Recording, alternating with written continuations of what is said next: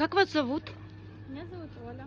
Олечка, смотрите, здесь Олечка сама является владельцем этого магазинчика, Да. поэтому никаких недоливов в пиве, мохито у вас не будет, Нет, разводить у нас водой не точно будет, такого нет. что тоже очень редко в наше время и что очень удобно. Также можно рассчитаться Да, карточкой, у да? нас есть терминал, мы принимаем все официально, все налоги Класс, платим. видите, все для вашего удобства. Да, Смотрите, вот это пиво 60 гривен гамбринус, да?